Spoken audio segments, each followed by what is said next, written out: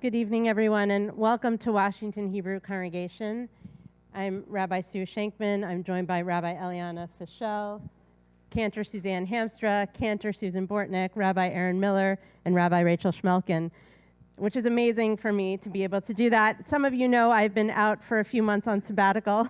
I still remember everybody's name, so we're in good shape. Whew, I haven't lost it. And thank you to all of you for being here this evening. This is a really important moment, and we wanted to mark this. Before we get started, I want to share a brief piece of Torah. Our Torah portion this week is Parshat Re'eh, and the word Re'eh, which starts the portion, means see or look. And in the beginning of the portion, we're told, see, I have set before you this day blessing and curse. Now, some of you know that this is the time of year when we clergy are preparing for the High Holy Days, or starting to prepare, or perhaps have been spending a good amount of time in preparation, or maybe none at all, which is also okay. It is, says the rabbi on sabbatical. And one of our favorite authors to read at this time of year and reread, and we've recommended to many of you, is Rabbi Alan Liu of blessed memory, who wrote a book entitled This Is Real and You Are Completely Unprepared. Has anybody heard of that book? Yes. So we have a few people. And he says in this book, he writes, look, which is the same way we start this Torah portion, look. Pay attention to your life. Every moment in it is profoundly mixed. Every moment contains a blessing and a curse. Everything depends on our seeing our lives with clear eyes, seeing the potential blessing in each moment. It's okay. Thank you. It's actually perfectly my height now. As well as the potential curse, choosing the former, forswearing the latter, choosing the blessing. And that's what we do tonight, even as we face the opposite, as we face the negative, as we face what we consider to be the curse. The portion also goes on to say, if there are needy among you, you should open your hands, that we should help one another. It recalls the Exodus from Egypt, as well as other holidays, but it recalls the Exodus from Egypt, our moment of liberation as a people. And when we reflect on what it means to be a free people, the message that we read in at our Passover Seders, we have to keep in mind those words of Emma Lazarus, the poet who wrote and who said famously that until we are all free, we are none of us free. We're in that moment right now. We cannot truly embrace our freedom until everyone is brought home. We're here tonight to ensure that that blessing of freedom comes to those who are still being held captive 327 days later. Every time we enter our sanctuary, and if you have not in recent days, you can do so this evening before you leave, we see the faces of the hostages. We read their names, but they are much more than just names and faces to those who join us this evening to share their stories. They are family members. They are aunts and uncles, brothers-in-law, nieces and nephews. And tonight we're going to hear their stories, their personal Torah. And it is not just theirs. It becomes part of our collective story. This Torah portion starts with the personal, with the singular, re'eh. It tells each one of us to see, to look. But it goes on to talk about the collective. We have a responsibility to one another, to see, to look, and then to act. And so tonight, we hope that as you hear these stories, as we hold them in our hearts, we hope that that will provide strength to those who come to speak to us this evening, who you'll meet in just a little while, and that we can continue to provide strength to them and to the whole household of Israel. So before we hear from them, we're going to take a few moments to center ourselves spiritually, to think about the strength that we need and the strength that each one of us possesses that we can provide and share to continue to hold each other up as we have for 327 days, but for even longer, because soon we will start year 5,785, and that is a strong history of strength and community. It is what connects us. And it is why we are here to hear these stories, to take them in as our own. And so we're going to take a few moments now to reflect.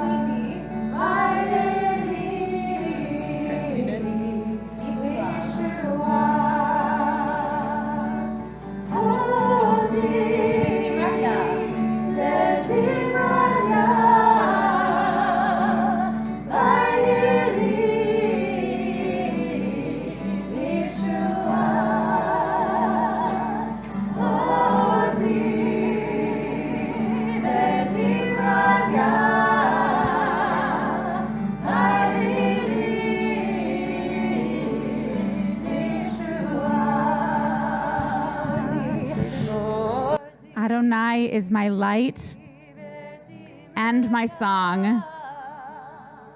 God has been, God will be my salvation.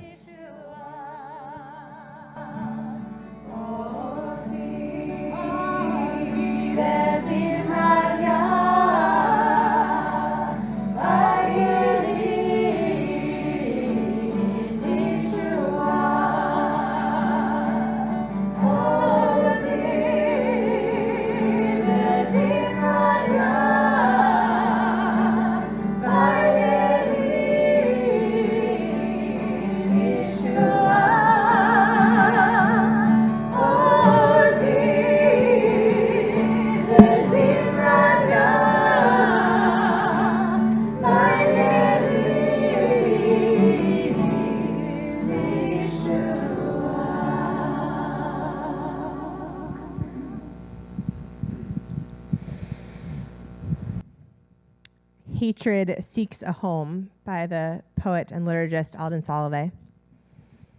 I wish I could be cold-hearted enough to pray for eternal suffering for the captors of our people, for an infinity of shadow in tunnels of terror, beyond the reach of air and light, as their dear ones beg for mercy. Hatred seeks a home in the heart. Pray for love against darkness, for every family to be reunited and every trauma to heal. With the madness of hope, let us pray for the hearts and souls of all who are broken by war and terror, for goodwill and kindness to prevail, for the miracle of tranquility in a world of peace to find us all. Thank you. And we're going to I'm going to invite our guests, Sigal and Moshe, to come forward. I'm going to introduce them in just a moment. And we have another guest who's not here yet, because he's stuck on the Northeast Amtrak, whatever's going on. But so we thought we'd do some of this at the beginning. So give him a little bit more time to get here. We'll do a little bit more singing at the end. But this evening, I'm really honored. As I mentioned, these are not just names. These are not just faces on a poster. These are real human beings whose family members miss them and are praying for them, and even more importantly, are speaking and telling their stories so that we then will go do the same, so that we can ensure that they will be brought home. And so they've been doing this for close to 327 days. And we can only imagine, or we can't even imagine what that takes from somebody to do that over and over again. And so I want to start just by thanking you for being here, for the stories, the words that you're going to share. These are not stories. This is your soul that you're sharing with us, and your family members that you're sharing with us. And we are truly honored to have you here with us this evening. And so I'd like to invite Sigal Schahar, who is going to share about her uncle and aunt, Amiram and Nurit Cooper, and Moshe Lavi. Am I pronouncing it correctly? Oh, close enough. Is that who's going to share about his brother-in-law, Omri Miran. And then later, when he gets here, Mauricio Shnaider is going to share about his family members, Shiri and Yarden Bibas, and their children, Ariel and Kafir Bibas. And so I'd love to invite both Sigal and Moshe to come forward, and whoever wants to begin sharing will tell their story, and then we'll start with some questions, but we also, when Mauricio gets here, we'll pause to give him an opportunity to share as well. Thank you again for holding them in your hearts. There will be an opportunity as well. I have some questions that will address some of the things they want to talk about, but then we'll also invite you all to ask questions as well.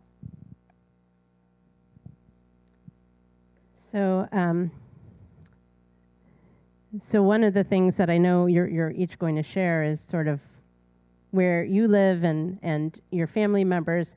We'd love to have you tell us both your October 7th story from your perspective, and also the story of your family members, a family member, your aunt and uncle, your brother-in-law, and to tell us in your own words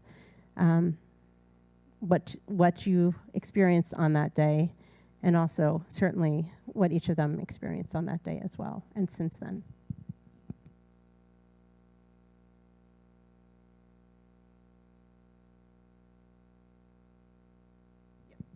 Can you hear me okay? Yeah.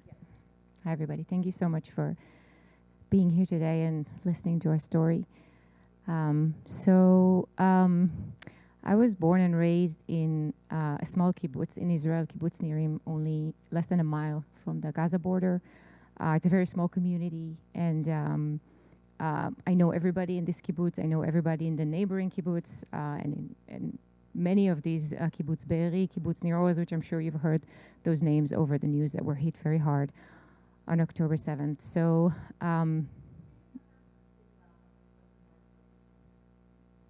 I can speak louder, definitely. Is that better? All right, good. Sorry. So my October 7th started Saturday morning very early. I woke up. My husband woke me up very early, telling me that terrorists have infiltrated Israel, and then they occupied my kibbutz, Kibbutz Nirim, where my mother lives till today, Be'eri, where my sister and my niece live, Nir Am, where my cousin lives, and so many other Nir Oz, where my uncle and my aunt live. And pretty quickly I learned the horrifying truth that the army is not coming, firefighters are not coming, no first responders. The people who lived there were just, they had to fight for themselves, and that's what they did with the very few weapons that they had. My sister was in Be'eri. Her house was set on fire.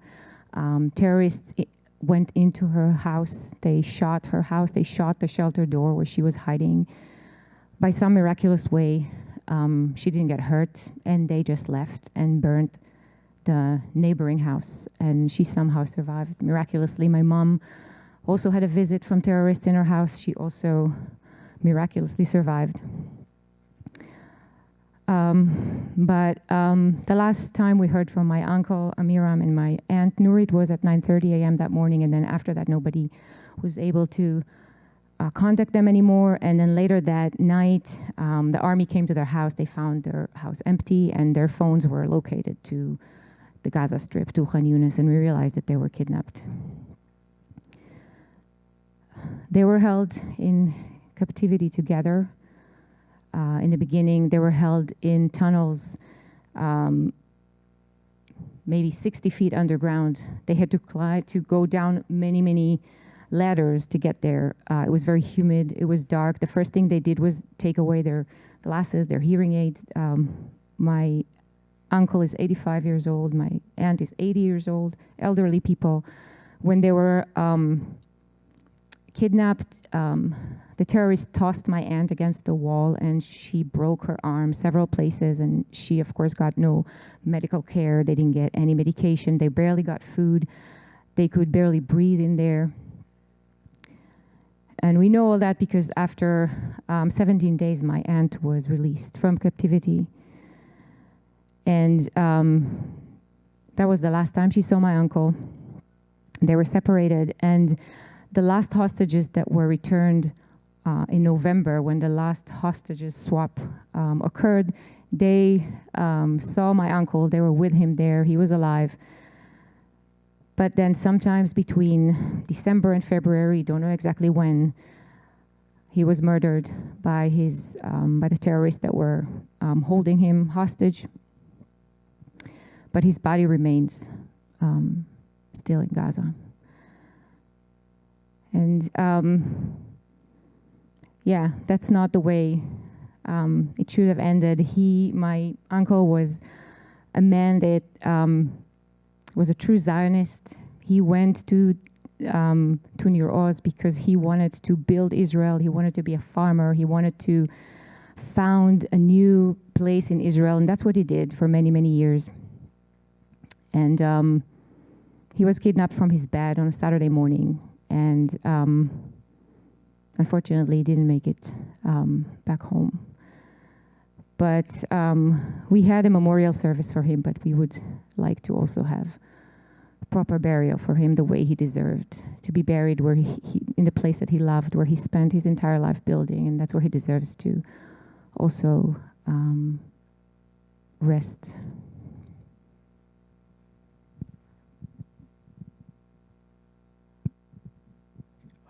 Good evening, everyone. Thank you for joining us tonight and for the invitation to your congregation. My name is Moshe. I was born and raised in Sderot, a small town on the Israel-Gaza border. Spent there most of my life. But I moved to the US for the second time 3 years ago to go to business school with Jeff's daughter. She was my classmate, and moved to New York in September. And all my family lived, my immediate family lived on the border in Sderot, Nachal Oz, which is a kibbutz. Sderot is a town, and Oraner, which is another kibbutz. On October 7, it was a Friday night. I just entered a nightclub in Brooklyn called Brooklyn Mirage. I like EDM music. I was about to enjoy a concert. And then the news started coming from Israel. At first, they only reported rocket attacks. And for someone who grew up on the border, we just shrugged off rocket attacks. We normalized them since the first rocket was launched in 2000. And so I didn't really pay attention to it, besides making sure my parents are fine, their sister and their families are fine. But soon enough, it was clear that this is more than just the regular routine of lobbying of rockets, and friends started sending messages about terrorists in their kibbutzim. I studied in a school called Shahar Negev, so most of my friends, which is a regional school, most of my friends are still there in the region. I served in the army for 6 years, and my unit was based on the border, which was in a base that was captured and destroyed. So received news from former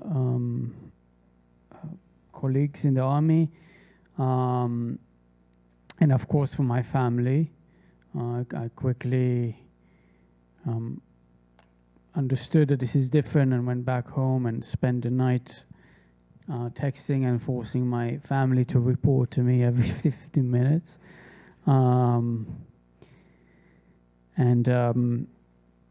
But at some point we lost contact with one of my sisters, Lishai, who is married to Omri, and They're the parents of two daughters, Ronnie and Alma. Ronnie was 2.5 years old then. Alma was 6 months old. They told us that they're about to lose their battery. Their battery is running out, so they're about to lose connection with us, but not to worry. And it was at the beginning we just accepted it that they just don't have battery, they can't communicate, and we're sure that they're safe. But every hour, and that was around 10:30 a.m. So 4 hours after the invasion started, at 6:29, and every hour made us worry even more, as my parents are still sheltering in Sderot, which was attacked, as my other sister and her family are sheltering in Roraner, where terrorists were repelled at the gate of the kibbutz. And only 10 hours later, we discovered what happened. When my mother received a Facebook message telling her that Lishai, my sister, and the daughters, Ron and Alma, survived and were rescued, but that Omri, my brother-in-law, Omri Miran, was kidnapped. Omri is now 47 years old. He marked his birthday in captivity in April. He grew up in northern Israel to a family of a father who is a farmer and very connected and rooted in the land of Israel. But he moved to the south, where we grew up 10 years ago, and built a new home in Kibbutz Nachalos. He met my sister Lishai in March 2020 in a Purim party just before the pandemic forced us all to be locked down.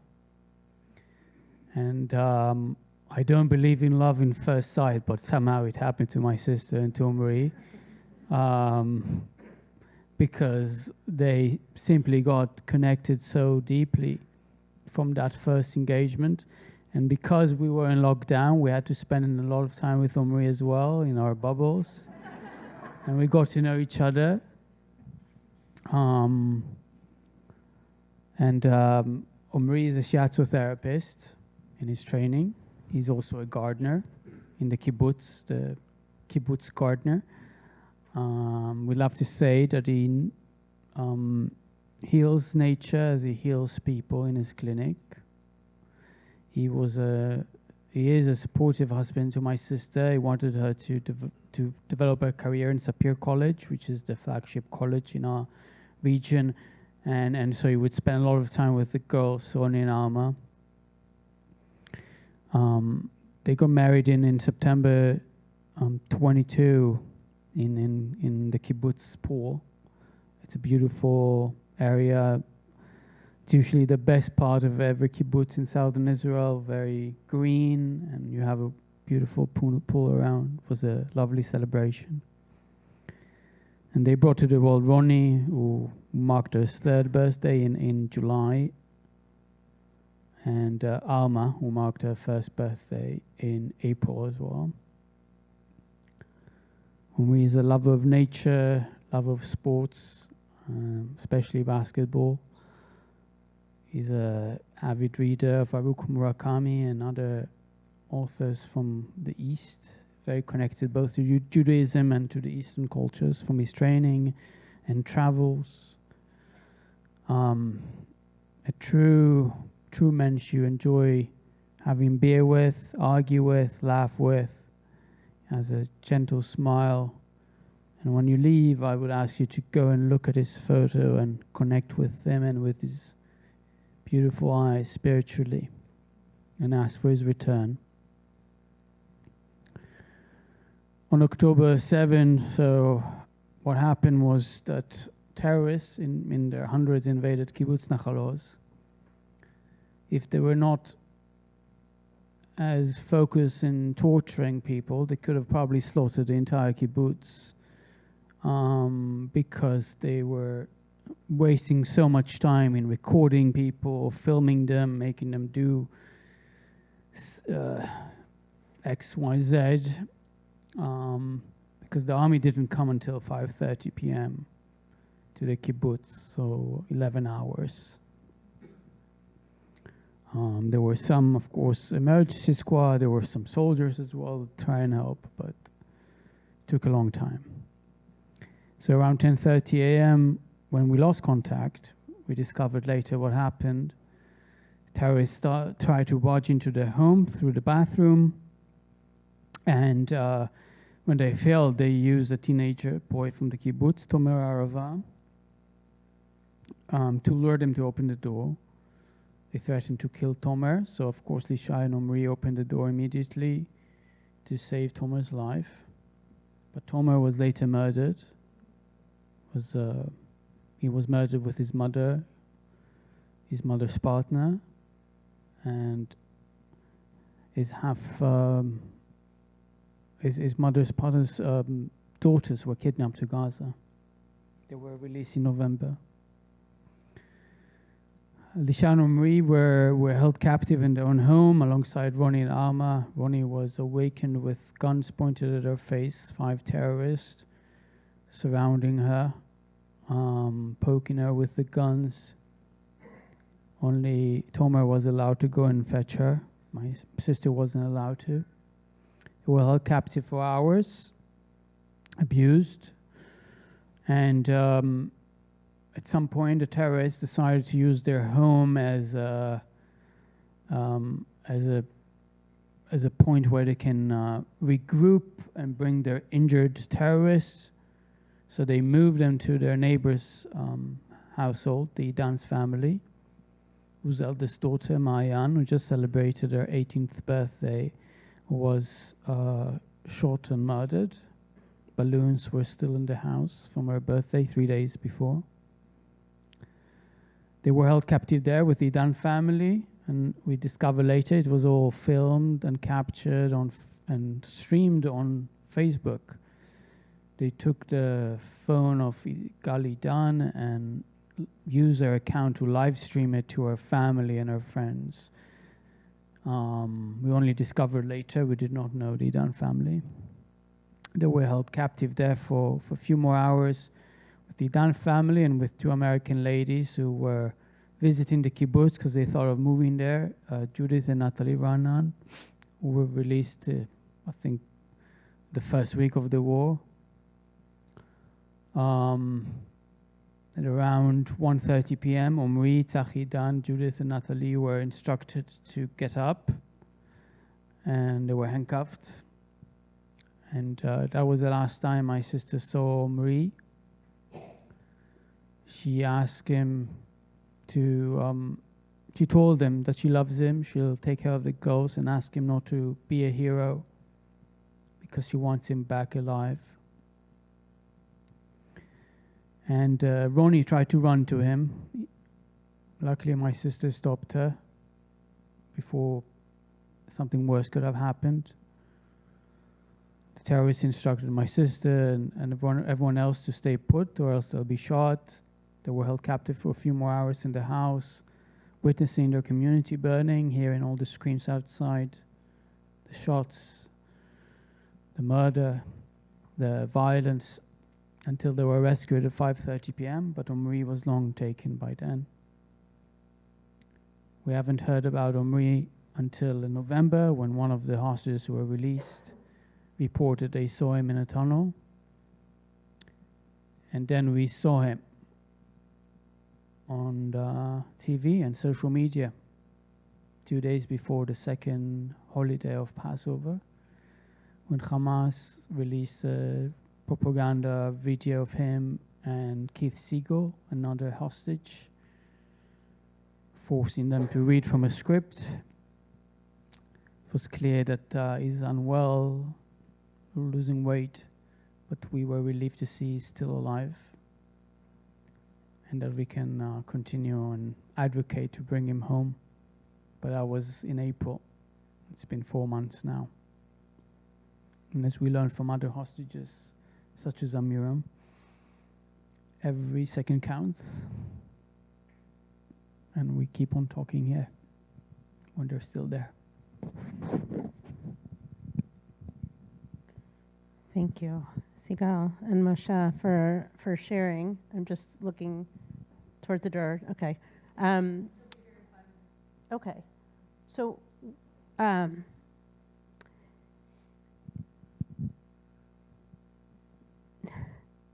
are no words that can convey our gratitude for sharing, and also at the same time, just the wish that we were not having this time together under these circumstances, and you sharing what is so incredibly painful. In a few moments or 5 minutes or so, we'll give him a moment to have a quick bite on his way in. I think Mauricio is going to share about his family as well. And we know that each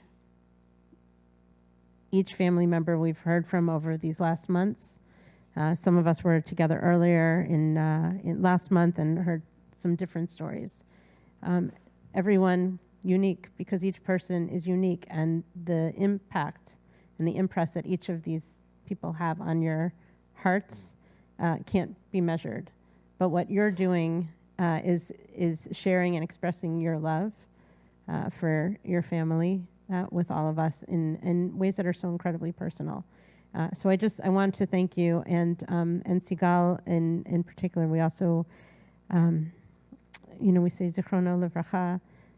We are so sorry that that even your mourning has been torture in the way that you've had to mourn. That there's been horror in that, and for you, for your family, for your aunt Nurit to have that on top of all of the pain and agony of these months is beyond what we can fathom that a human being would do to another. And so please know that we all join in not just saying Zichrono Livracha, may his memory be a blessing, but may you have the blessing of being able to come together as a family to mourn him in a way that is that honors that memory and that allows all of you to be able to express that love together. And you're welcome. And certainly, we know that that we've been hearing stories from those who are held hostage about that experience, and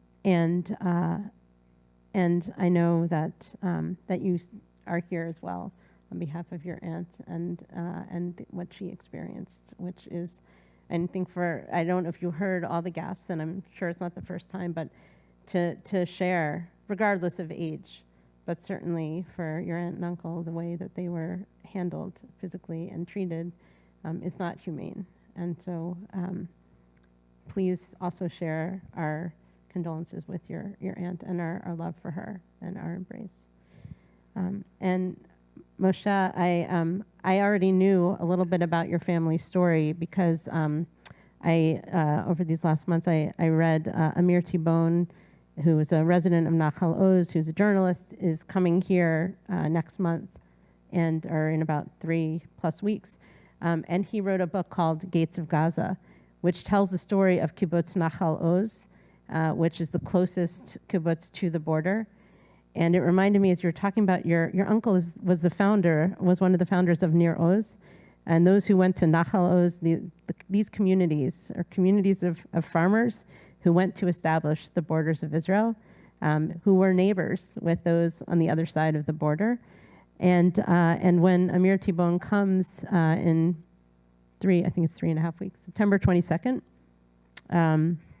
he's going to tell the story, but he shares your family's story as well, and that imagery of your sister telling your brother-in-law not to be a hero, because I can't speak for everyone sitting here, but for many of us, we think of our Israeli brothers and sisters as heroes, as those who have continued to defend not just the state of Israel, but the Jewish people.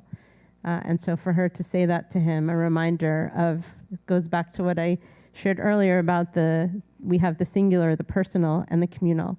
And so we all join in praying that he will be returned soon, that his daughters will be able to run to him to give that hug that they so badly want to, and that your sister will have him by her side again.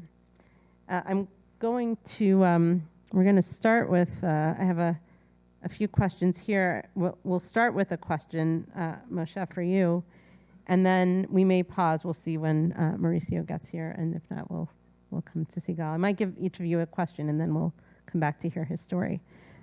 So, Moshe, it seems like updates and rumors about a possible hostage and ceasefire deal are emerging constantly. With so many developments and talks happening, could you give us a quick update on what you know about the current situation? It sounds like a question I get on CNN, but it's usually the first question they always ask. Yes, we To pause, we can pause, and Mauricio can share first. Oh, here it is. Saved by Mauricio, or we can give you a moment to מוריס, breathe. מה אתה מעדיף? תדבר או להמתין שאני...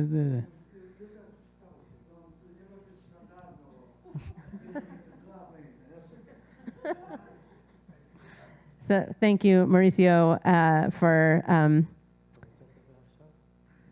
We know that we put a little extra pressure. Tova, would you say it was a little extra pressure to make sure that you would be with us, Mauricio, because we wanted to hear your story as well and that of your family. So breathe, have some water. We'll let Moshe. We'll let Moshe answer a question about the rumors about a hostage and ceasefire deal, and then we'll ask you to share your story. Thank you for all the planes, trains, automobiles it took to get here this evening. We appreciate it. You always have strength, so don't worry. When he starts talking, he doesn't stop, so you'll get to hear him. You tell him when I started, don't shut up. Yeah. Mauricio and I have been together in this battle for too long.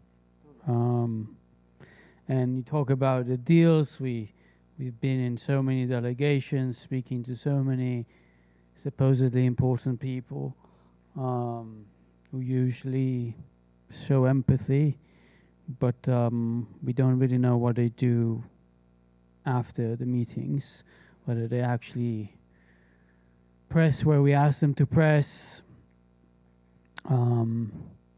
So yes, there are rumors about a hostage deal for so many months now, and that's, as I said, always been the question I've been asked on every interview, no matter where, and families of us have been giving countless interviews by now. I can tell you this, that at the moment, and I was pessimistic 3 weeks ago, and people were optimistic. And I was pessimistic because I could not see how the sides can bridge the gaps at the moment. And there are interests that are above the interest of our individuals, and in my opinion, our society cohesion, both in Israel, by the political apparatus, especially by the Prime Minister and some of the ministers, but also here in the US, where other interests override the issue of the hostages. Of course, in every other country. I'm a very realist person, and so when people say it's not a political issue, that's of course just to create kind of empathy. But to be honest, it is a very political issue, and everyone needs to recognize that. Right now, I don't see how the delegations bridge the gap. From our family met all the relevant stakeholders in Israel last week by the Prime Minister, and they said that while the conditions are ripened for a deal, there are obstacles that were added, both by our Prime Minister due to political pressure, and also obstacles that are coming from Hamas, which of course as a terrorist organization, murderous terrorist organization. And its head in Gaza now, its general head, hoped that there will be an attempt by other parties in the region to flare up a regional war. Didn't succeed yet, but he has been stalling for that reason. I don't see any progress in the coming weeks, to be honest. I'll be surprised. I hope to be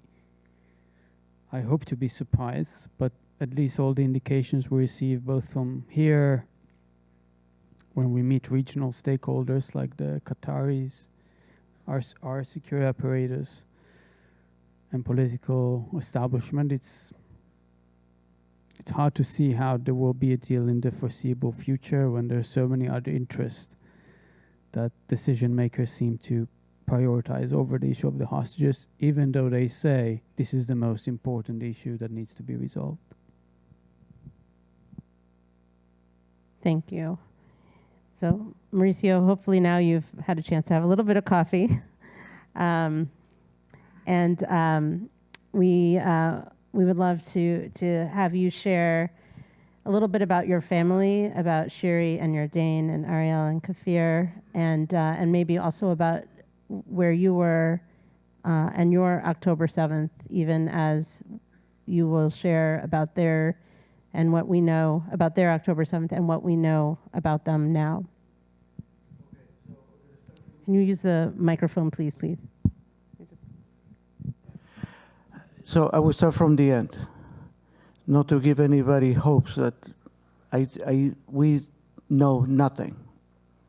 Same as October 7, as October, the first hours of October 7, they took them and that's it. So Yarden, we have seen the father when he was taken and he's bleeding, and then he was recorded in a video. For their enjoyment, to tell them they are not alive. One thing is to tell somebody, you know, somebody you love is not alive, but the other thing is not only to tell them that, but to film it for pleasure. I have said they do it for pleasure, and I have said that they do it for training purposes. That's my opinion. They do it for training purposes, to say when they were filming everything that was happening in October 7, how they killed people, how they raped people, how they burned houses, how they did everything. What was the purpose? To show that, look, for the next generation, this is what you're going to do. Why? Because Hamas is not going to end. Can you kill a roach? You can kill roaches. It's the same way. I see it with anger. I see it as reality. There's a deal on the table, should be sealed, and I said it in Israel. You know, last night, a month ago, I was in Israel, in Kikar Hatufim. I said, seal the deal, get rid of Hamas a different day.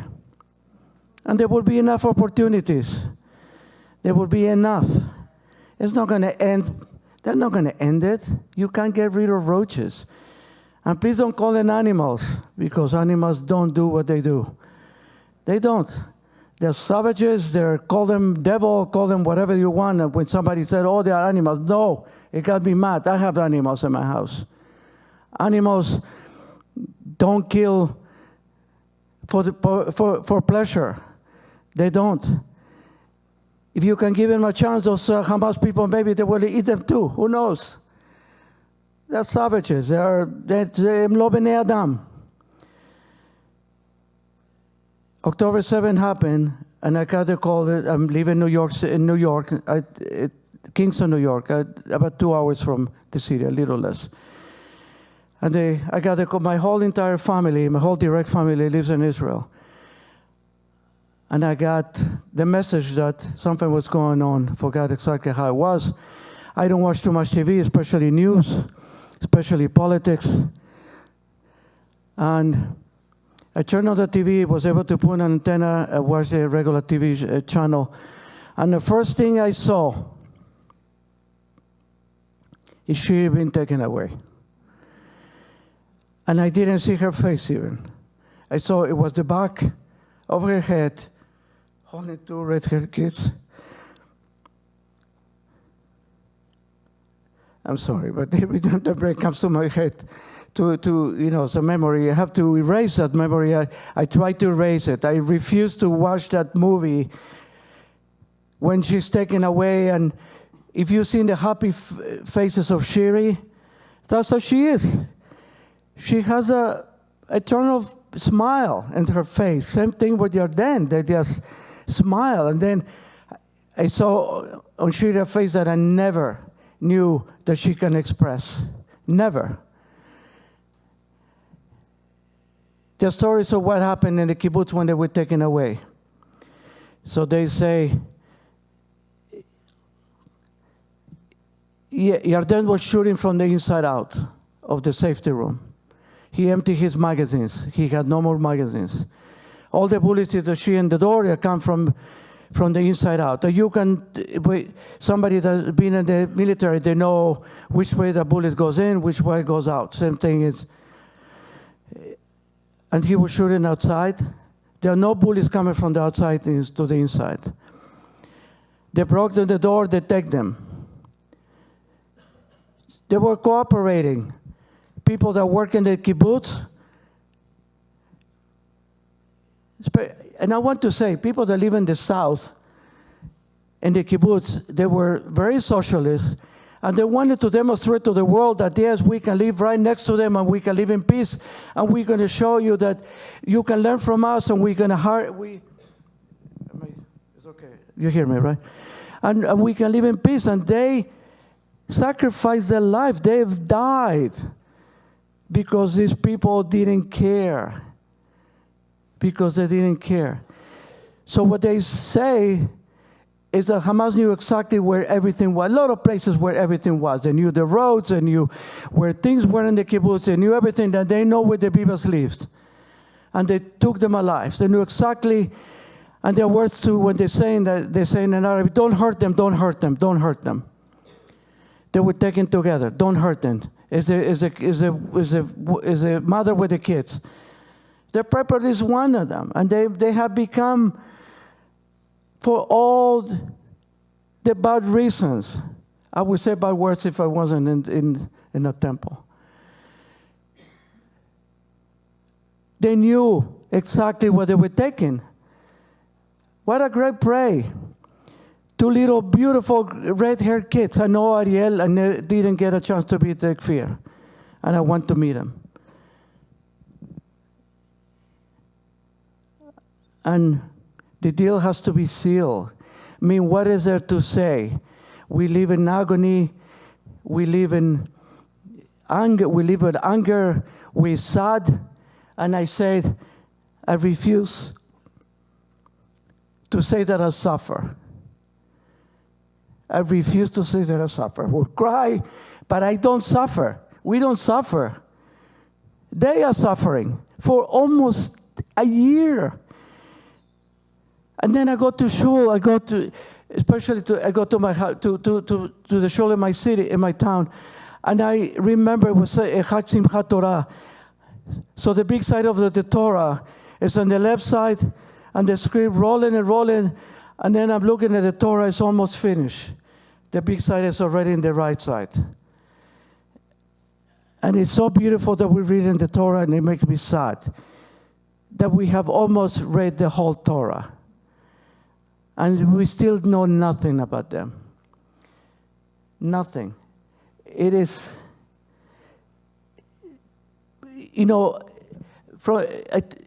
so many things have gone through over a year. I have to remember everything I have said. I was fighting Israel, 8 months ago I said it. Israel has 3 wars. 3 battles to bring the hostages back, to get rid of Hamas, and to fight anti-Semitism. That's what we are doing. So I'm talking more than ever before. I decided not to talk about my family. as much because the story is so obvious, everybody knows about our families? What is there to say? That we miss them, we need them, we want them? Yes, of course. But we have to fight anti-Semitism. And I feel it right next door to me. Right next door to me. And when I talk and I go to places and I see older people and I see younger people here, and that's what I like. Because we don't want you to forget October 7. We should not forget October 7. First of all, so we don't make sure it doesn't happen again, right? We don't want it to happen again. And second of all, to put up with Judaism. Don't be ashamed that you do. I belong to 5 generations of being persecuted because I'm Jewish. 5. My Seder, my grandfather was in the concentration camp. My mother was in a concentration camp. Her mother died in the concentration camp. My sister Margit was murdered because she was a Jew. That's the 3rd generation. Shiri was taken because she's a Jew, and the Yerel were taken because they were Jews. 5 generations. This is the world we live in. That's reality. Everybody knows somebody that was in the Holocaust. We're all affected. We are one big family. I'm going to say, how much time do I have to speak?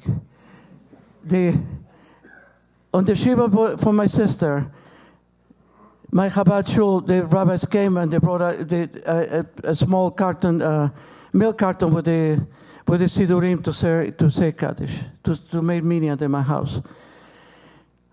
And I have a small part of my house, it's like an apartment, it has a separate entrance, and I tell them, okay, we're going to do it here. I was expecting 10, 15 people, the same as we do in the shul. We have to do minyan, and we fight to get the minyan. More people start coming, more and more and more and more. I had to, okay, there's no room over here. We walked into the house. From the apartment, you can walk into the house. 150 people that day. 250, 200 the next day, 300 the next day.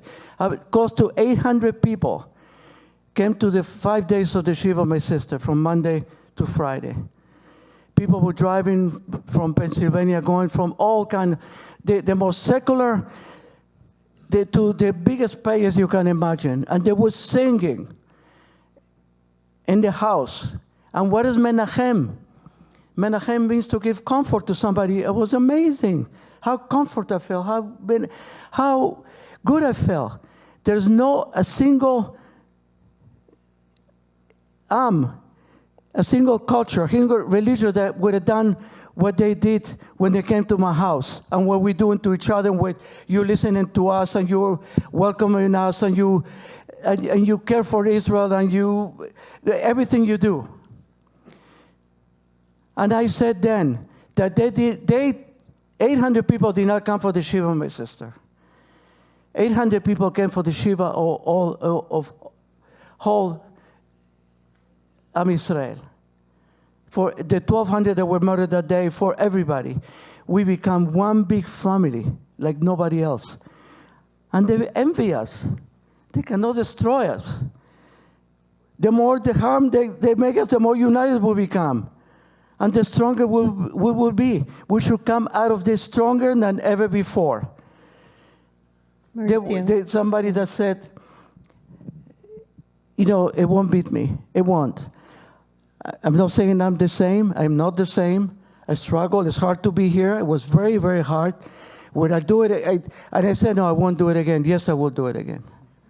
It's hard even without the traffic and the train issues.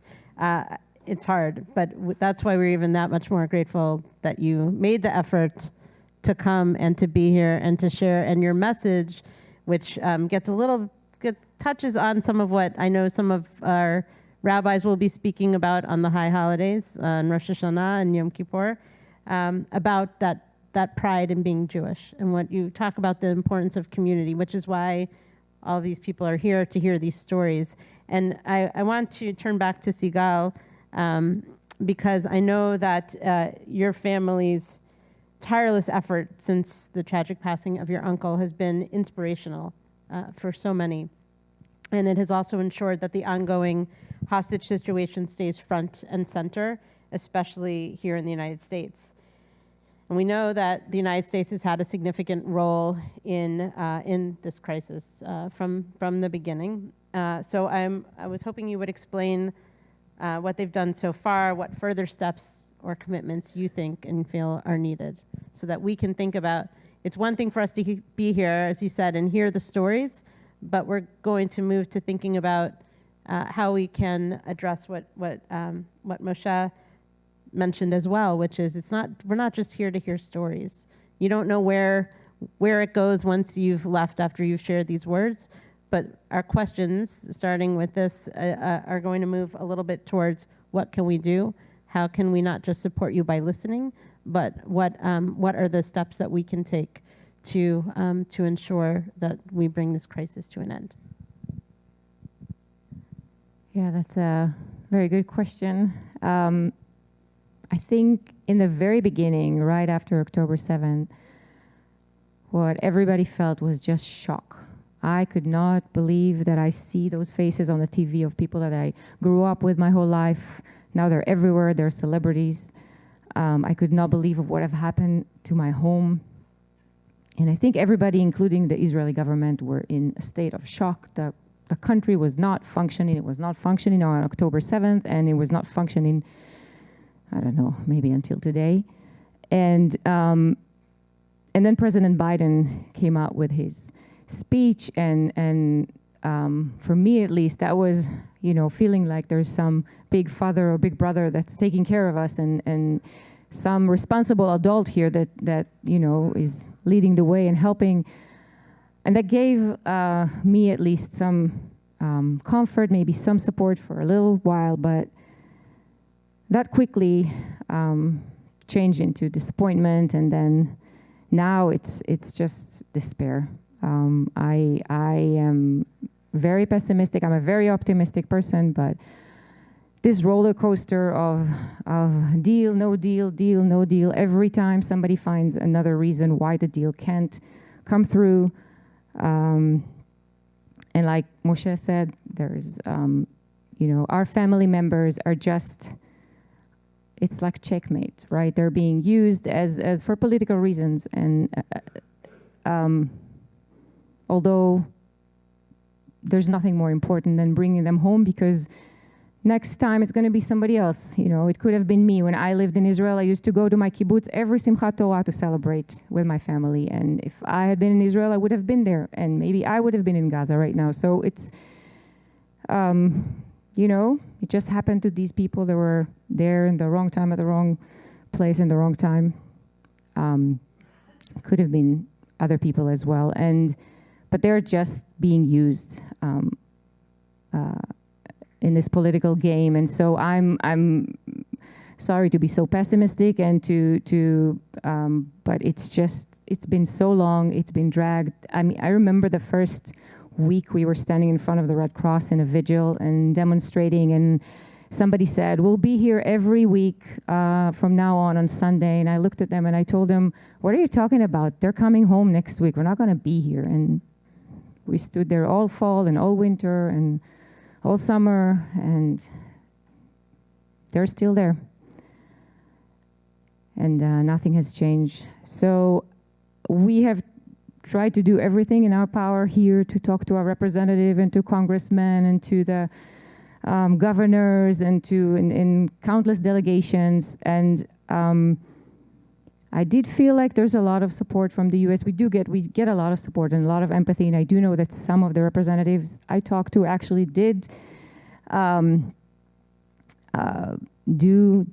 there were actions, but at the end, I mean, yeah, I don't know if all of these efforts actually get to where they're supposed to get to the people in the government that make the decisions. I know the hostages' families in Israel go to the Knesset every Monday to meet with all the committees, to meet with all the people, to talk, to keep them at the top of mind of everybody. But I don't know. Sorry to leave you with this depressing message, but I really don't see. I don't see this happening. Yeah. We have a couple more questions that were slated to ask, and then we can ask some additional questions if it's not among these. So one of the questions that we talked about, and I want to thank Dr. Tova Rubin as well from it's okay, you do a lot on this and coordinating, and I know that Jeff helped with the connection, but I want to thank Tova, who is also local, Dr. Tova Rubin, who from the missing, the Hostage Family Forum, that has been coordinating these types of visits everywhere, because clearly, even with representatives and congresspeople, everybody being approached and talked to and responding, we haven't moved the needle enough yet.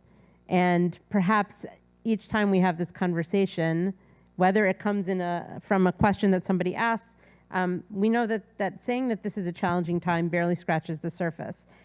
So we have a lot of people here who are pro-Israel Americans, and I want to keep in mind we're here because we care about, we love Israel. We may not always agree with everything that the government does, just as we as Americans may not always agree with what the government does, but we love Am Yisrael.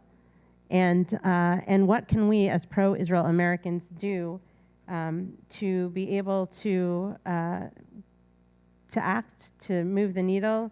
How can we better support and spread your message? That's for all of you. I'll just add, irrespective of how we feel, doesn't mean you need to take it as we should stop doing anything. Because there are specific things we have to keep on doing and do them literally all the time, every day. And it starts from small things that could be sharing a story or a post on your Instagram or X or Facebook from the families who created dedicated pages for the hostages. If you just write "bring home" and the name of a hostage, you'll find so many. Just this gesture could be meaningful to expand awareness. Just the gesture of keep writing to your representative every week, reminding them that there are still 8 Americans held captive, that there are still 108 hostages held captive. Keep reminding them that. They need to hear it from you. It doesn't matter how many times you did it. You need to do it every week. You need to write it every week. You need to call every week. That's what being an ally for the hostage families mean. And you can write even to Prime Minister Netanyahu if he opens his email, I don't know, but he has an email address. And every representative of the Knesset has an email address. And you can point out. They've been talking about the diaspora being supportive of Israel, but you have demands as well. If you want our support, why don't you do what we expect you to do, which is prioritizing the sanctification of life over other motives that could be achieved in the medium and long term? And if a different strategy would have been implemented in the past, probably would have been avoiding October 7, but nobody listened to people like me from Sderot, who grew up to missile attacks, and nobody listened to those kibbutznikim who saw Hamas organizing on the borders for years, and nobody has been listening to junior officers in the military. I was a junior officer, I was a captain, while on the border alarming about what is going on right here. Why are we normalizing Hamas for so many years? So that we need to stop that, obviously, but first we need to bring home the hostages. So remind representatives, elected officials, you live in a democratic country, You have to exercise your rights. It's such a privilege that you have a voice in a democratic country. It's a privilege that the majority of people in the world, and remind that to yourself, do not have. Most people in the world cannot call their representative or write them an email. They are being oppressed, including the people in Gaza. And you need to keep going on rallies. We keep on going on those rallies, not because it's going to bring them home. The rally in Central Park in New York is not going to bring them home. The rallies we hold in Israel, they're not what will bring them home. But they keep the conversation going, and they give hope to families of hostages, seeing people rallying behind them and behind the message of the majority of them to seal the deal. Not all families agree to it, and that's fine. There has to be disagreements. We are also a democratic nation, and a democratic nation of majority Jewish people who love to argue. So it's fine that we argue about this. But rally behind families, no matter what's your conviction about how this needs to be solved. Simply go to the hostage rallies in your city. That's a gesture you can do. Simply post online. That's a gesture you can do. Write to representatives to international organizations. Write to newspapers. Write to TV channels who are failing to cover this. Do whatever you can. Don't let our realistic view of the world to defeat your spirit, because we need your spirit. We're losing our energy because we've been going around the world as families. My sister, who is a survivor of October 7, needs to go around and advocate for something that needs to be. I mean, why do you need to go to Europe and advocate? Why wasn't it clear that this needs to be a rallying thing in Europe as well?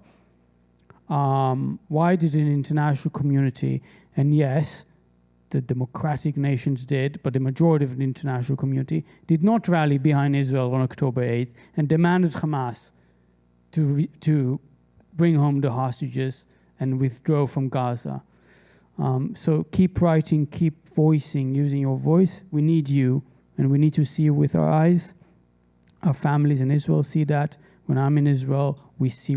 You can see in the news what's going on in New York, in London, when people come and support hostages' families. So keep being there. We need your spirit, even if our spirit is losing momentum because of how tired we are of living our life, of advocating, of trying to deal with displacement of families, of loss of income, trying to stay, breathe, and simply smile to people. You hate smiling. It's absurd. I work every day. I'm a management consultant, and when I wake up in the morning, I have to run the social media for Omri. And then I have to get an update from my sister. What do you need to do today? What do I need to do today? And then I need to work and smile to my manager about how we can cut costs to XYZ ice cream producer and think this is like something important, pretend that it's important. It's important only because it gives money to my family. But as it goes on, we just leave our spirits or just need you. And we're not seeing enough people anymore. I can tell you that. Not in New York, not in DC, not in Israel as well. People just normalize everything, normalize this terrible existence. So you need to remind your colleagues and your friends and your communities, this room should have been packed. There should have been so many more people in this big community. We should have been in that big room, but we're not. And because we normalized everything. Moshe, thank you for not only your honesty, but telling us what you need from us and from all of our communities. And I know that for everyone who's here, I believe it was in our life at WHC. It will be. We have a number of events coming up, beginning with this one over the next 6 weeks up until October 7th, to come together, both to hear stories, to learn, to think about how we as a community are going to act we're going to come together as a larger community on October 7th to be able to mark that moment. But as we often remind you, and as we often read together in our Siddur, in Mishkan Tefillah, which is in front of most of you or under your seat if you're in the front row, there is a line in our Siddur, in our prayer book, that says that we should pray as if everything depends upon God, but act as if everything depends upon us. We can't be passive. We can't sit back and just hear stories and go home and hope that the next time we turn on the news, it's going to be different. It's going to be a different story. It is up to us to be those voices, to take these stories, to not just hold you up, lift you up, but to stand with you or for you as these stories continue to be told, and not just telling the stories, but demanding the action and demanding that they all be brought home. And I know, Mauricio, you talked about that there are multiple things that need to happen, that there are different fights that are happening. And that first one is to bring the hostages home. And the second is to get rid of Hamas. There's a third story, which is that pride in being Jewish, which is also that reminder that we need to, as a community, continue to speak for the Jewish people, to speak for Israel, to stand up for Israel, to stand up for one another, because the messages that are out there, as we all see on social media, many of us actually sat right in this room on Monday, October 9th, and Rabbi Schmelkin and I had a class planned, as many of you know, that was supposed to talk about polarization in Israel, about democracy in Israel, and that conversation. It was scheduled to start October 9th. On October 9th, we instead sat, and many of us heard from someone from the embassy who talked about the fact that on that day, that the script had been flipped. From the moment of that terror and horror of what had happened, and Israel and Israelis and others from many nations and religions being the victims of Hamas, that already the story, the narrative was changing to Israel being the villains, that we were no longer, it wasn't about being a victor, it wasn't about rescue, it was then about what Israel was doing. And so it's part of our job as well, is to tell the true story of Israel and to ensure that we return to a time, and God willing soon, not only when everyone will be home, but when neighbors can be neighbors, and when borders do not have the type of fear that there now is, but there's that commitment and that strength, and when we can truly say, Am Yisrael Chai. Mauricio, I know you have one other thing you want to add, and I also know there are questions here, but I also want to be respectful of your time. I know this is exhausting, but also everyone else's time as well. So there is a film that's called, a documentary film. It's called Anti-Semitism After October 7. I don't know if you heard about it. And I'm part of it, but most of it is, I'm at the beginning and at the end, most of it is about the campuses. So I don't know if you're going to get a chance to watch it, but like Moshe said, it should be packed. Every time we go to somewhere, there's less and less people. But one thing I promised myself, like when the hostages are back, we're going to write a book about all this, about all the people that loves us, all the support we got from them, all the marches, all the signs, all the volunteers, all the forums, people that work, they have their own private life and their own private work, and they volunteered all their time to do it for us as a family. And the hostages have to know this. It's not for, a book needs to be written about this. I don't know if I would be the one to do it, but somebody better than me should write it and say a book, like, look how united we able to become. When it comes to the politics, we have to support the governments that we have now. Like it or not, we cannot wait for another president to be elected, because we are not going to say to the hostages, okay, a better president, Some people may say it's going to come, and like he said, I'm going to set them free. We will tell the hostages, sorry, but you have to wait another 6 months because we were waiting for another president to set you free. That is, I cannot hear this. Who's going to be the one to tell Shiri and the kids that, no, you have to wait another 6 months for the president, maybe a better president to come. Maybe he will keep his promises.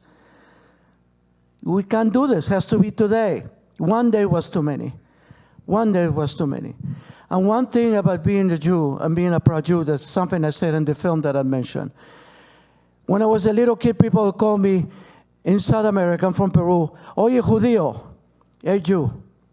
My mother sent me to the store. She will give me the money to go to the store. And she said, go buy to the grocery store, buy some stuff. And one day I said to her, no, I don't want to go. And she said, why? Because the guy sitting in front of the store, every time I go there, he called me, oye judío. He said, oye Jew. I was only 10, maybe 8. And my mother was in the Holocaust. She said, well, are you a Jew? Yes. Well, tell him you're proud of it then. Okay. Got the money, went to shop. He called me, oye judío. Said, I'm proud of it. 1 time, 2 times, he stopped. When I had my businesses, and this was in Denver, people would say, they didn't like something I told them on business. They give me this. I say no. And they would say, hey, go back to the country you came from. Yeah, I still have an accent, even though I got here 1981. I would stand up, go behind the counter, face them like this, and I would say, yeah, I'm an immigrant. I'm not Jewish too. You have a problem with that too? That's how proud I am. I would give my life. Moshe would give his life. Everybody in Israel will give his life for Israel. I wish I could go there and fight. I wish I could say, take me and get the Bibas brothers out. We will all say that. And I wish I could fight, but they told me, no, you're too old. But then when I went to Israel, I met a guy my age, right next to Summit. What Summit was? I forgot what it was. Very close to the Nova Festival place. I said, how come you serving? He was in uniform. And he said, how old are you? He said, 67. I said, I'm 67. And I told him, I serve in the Sinai. I went to Rafiah here every 2 weeks, back and forth from home back to my base. And I said, I serve by my Marabitle. And he said, me too. Tomer Parker, that was the name. The Parker Junction. We were there at the same time, same junction. We wore the same thing. And he was fighting. And I was not. And you're fighting here, just in a different way. And I think, Mauricio, just that love, that passion for Judaism, that pride is inspiring as well. And that's what we continue to do, is stand up on behalf of one another. And that's why we say Am Yisrael Chai. It's because we have one another. So I know it's getting late, and we do want to give a chance for a couple of questions. So if we, and then I know they're very tired, but I know that there's, if people want to ask, they'll stay to answer questions as well individually. Yep. Is there a microphone out there? Cantor, do we know? Is there a microphone out there? No?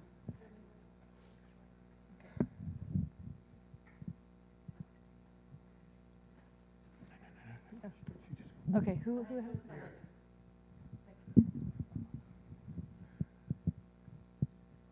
We have read in the paper that some of Netanyahu's closest advisors are ultra-religious and absolutely do not want a deal done with Hamas. And there is an American, Tom Friedman. I don't know if you know of him. He's very sophisticated, very attached to Israel. And a month after October 7th, he wrote a long article, and he commented that Netanyahu is the worst leader the country of Israel has ever had. Having said that, my question is, why have there not been new elections if most Israelis believe he is the inappropriate leader for the country? If. will say just one thing. The ultra-Orthodox parties in the government both stated numerous occasions that they support a hostage deal no matter the cost. It is the national religious parties who object the deal. The ultra-Orthodox parties actually promote the deal, including in their papers in Israel. I just wanted to make that distinction because it's very different, the ultra-right in Israel to the ultra-Orthodox. I think for the majority of Israelis, the notion of elections in the middle of the war seems problematic, unprecedented, and I don't think anybody imagined it will last for so long. And I think the majority of Israelis at the beginning of the war felt like the leadership will understand that something different happened here, and that will require putting aside the political calculations of the machine. It was put aside for a few months, but it returned. It's again divisions. But we can't, the government is the government. It's the elected government. The Knesset is the parliament. Unless there is a majority in the parliament that wants elections before they're due, they can't happen. We're a democratic nation. We have institutions. I support the institutions. I don't support the people. I do think some of those people, including the prime minister, but that's my political opinion, are trying to destroy some of those institutions. But that's the reality we live in. We can't just give up on democracy. We can't, and that will be very dangerous, in my opinion. But that's my opinion. I wish we had better leaders, both in opposition and in coalition. The giants of the past are no longer there, and they had the humility as well to admit failures. Both right-wing leaders and left-wing leaders in Israel, like Begin, like Golda Meir, like Rabin, they all admitted failures, moral failures, failures in wars and in diplomacy. But we don't have those anymore. They just don't admit anything. They just keep tweeting. That's all they do. Okay. I have a question. I didn't understand. You want us to run and for ceasefire and bring hostages, or bring hostages and then ceasefire?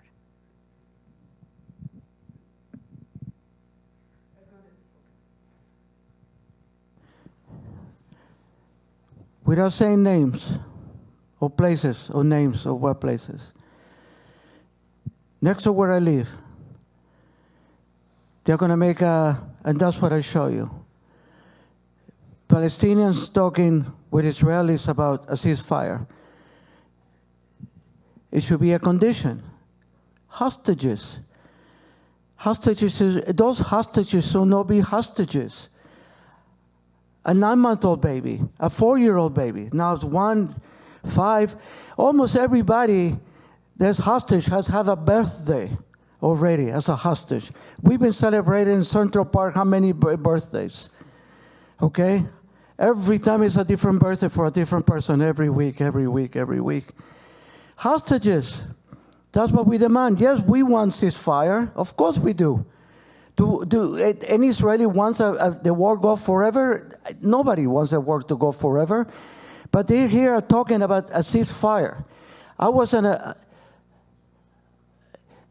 that place, have done nothing about October 7th, about the hostages. And I live very close to them. But they do something with Palestinians and Israelis to talk about ceasefire. I was never invited to say anything. I was at a council meeting for a ceasefire. There were the Palestinian side, there was the Israeli side, the Jewish side. So they asked me to go and speak. Everybody had 3 minutes to speak. The council meeting of the town was sitting in front of me. I spoke, I told my little story in 3 minutes, my big story in 3 minutes. After me, somebody gets up. She's obviously Arab. She's wearing the kafia. She had the accent. And she looks at me, with a big smile on her face, sarcastically, and she said, October 7 never happened. It was orchestrated by Israel. It was about ceasefire. Okay? That's my own experience. I, as respect to the council, to the meeting I didn't say anything. I burst in anger. I walked out because I was going to tell her every single nice word I know in Arabic to this woman, but I didn't because I had respect to the people that were in front of me. What is a ceasefire? Should be, you're talking about ceasefire, about anti-Semitism, about genocide. How about genocide in Ukraine, Sudan, Syria, Dakar? How about those genocides? You ask all the people that protested in front of you, the pro-Palestinians, bring a glove and you tell them, point me where Gaza is. They won't know. They don't know. That there's anti-Semites are pretending to be pro-Palestinians, but they're nothing. They're taking a hitchhike, a free ride with Palestinians that they don't even know what Gaza is. That's the kind of people we need to deal with on a ceasefire talk. I'm sorry. Hope this answer. I speak with anger. I speak with emotion. It's not anger, it's emotion. Sorry. Do you have any suggestions where we as Americans can get the least biased news? Everything is on the right or the left. Walter Cronkite used to say, and that's the way it is. I mean, something's going to be biased, but at least the least biased. Any suggestions? I would say just watch several different, what I go on social media and I read posts by Palestinians, by Arabs as well. I just try to get the news from as many sources as possible. I think, as you said, even in the Israeli media, it's very biased and it's very censored as well. I know personally a reporter in the Israeli media, and he says the amount of coverage that they censor about the government, about what they're doing, about how they're making their decisions is enormous. So, I would just try to get it from as many sources as possible. One of the people we had speak this year was Jonathan Chanzer, who many of you are familiar with, but he actually he posts direct translations from the news in Hebrew, like things that are actually as they happen, whether it's reports and that are pretty objective translations of what. So and it's on X, so it's also short, which can be and that's something that I know a number of us have started to follow because at least we're getting updates of things as they're happening. And it's pretty unbiased. There are plenty of other, we can pull those, we can share some of those and put those on the website as well to think about, if you're looking for accurate news on Israel. So to be continued, and also many of the things that we're talking about, there will be follow-up so that we can think about how, for those who want to get more involved, opportunities to both learn more, but also we'll stay tuned for that as well. Yep, please. Just a follow-up comment to the gentleman's question. I read way too much news. It's very stressful. But there is a very nice chart about news generally put out by allsides.org or .com, I can't remember. And it has the center kind of news sources. Then there's a separate column for right-leaning and then right, and left-leaning and left. And that says to news generally. So I would hope that applies to Israel as well. It's just one source.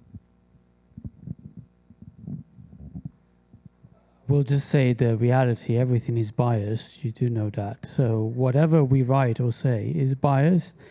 I don't think you have objectivity in this world, which is why reading different kind of publications and thought leaders is always good and opens you up to new perceptions. I would avoid just propaganda kind of outlets like Russia Today, like Al Jazeera, like Channel 14 in Israel.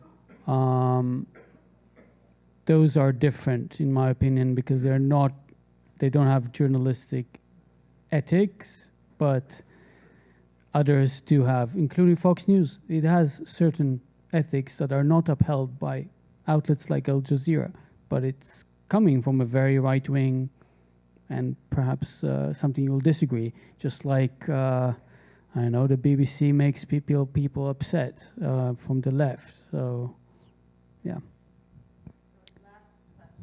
So I apologize, it's not really a question. First of all, it's a thank you to the three of you and to your families for showing us what courage looks like, what leadership looks like, what love looks like, what commitment looks like.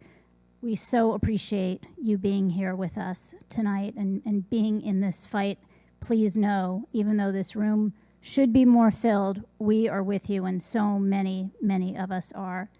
And sometimes it's not the huge things that we can do. We aren't elected officials unless I'm seeing somebody who's not here, but it's the smaller things. So as was said so beautifully, to post things, to repost things from the family forum, from the Hostage Family Forum.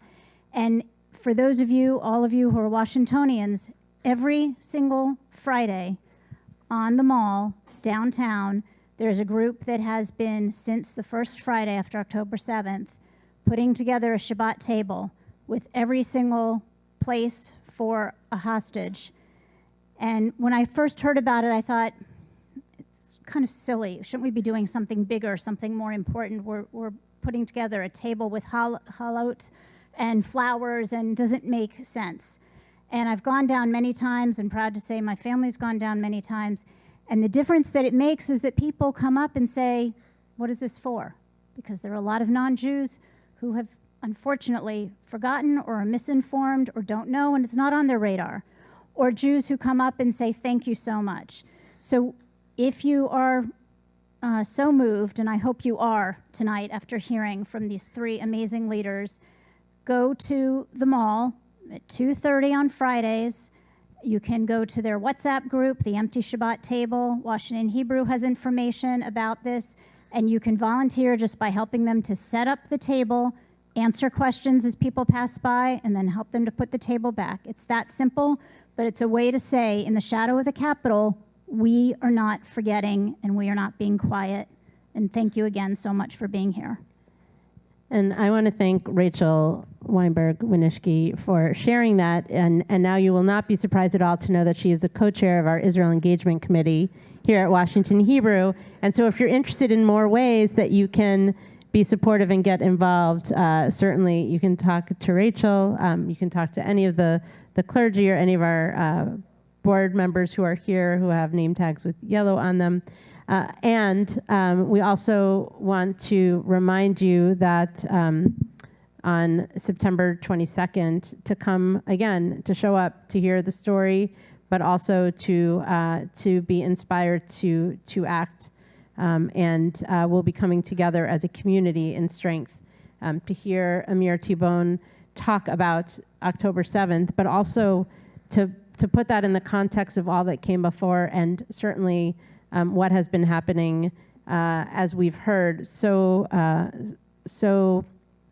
beautifully, so heartfelt from Sigal, from Moshe and Mauricio this evening, and these stories that are being told day in and day out around not just this country, but the world. And so I want to thank you again. I also want to invite everyone here to start basically practicing what you're all preaching. When we exit from the chapel, we are inviting the three of you to come to stand by the posters of your family members so that we can then, for those who are on social media, post a message that will be seen by others in your orbit so that more people will be inspired to learn the stories and also ideally to be allies and to continue to not just hold you up, to stand with you and to speak up and speak out, and ideally, God willing, soon, before the new year, we pray, and certainly before October 7th, we pray that they will all be brought home.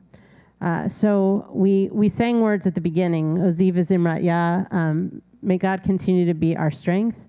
We also pray for peace, and we know that the first step is not just praying for peace, but for each of us to go out to help create peace.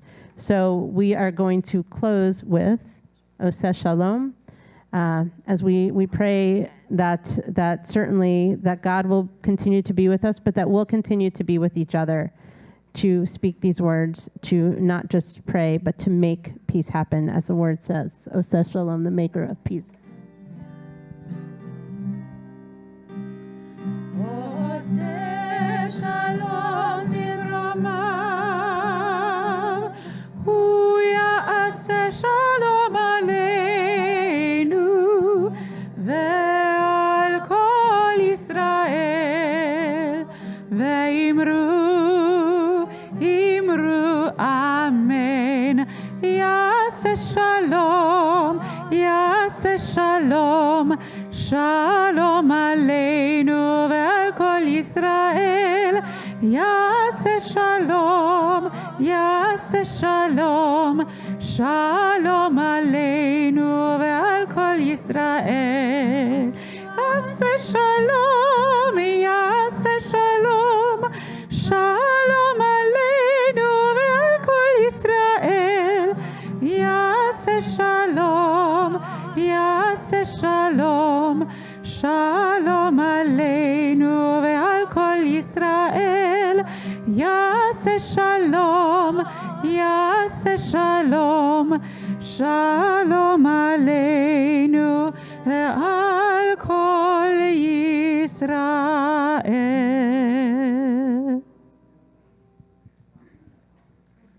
So we want to thank you all once more. And I want to thank all of you for being here and for staying. We know that this makes it a late night, but I also want to remind all of us that we have that luxury to go home, to turn on the news or to turn off the news. We can't turn it off.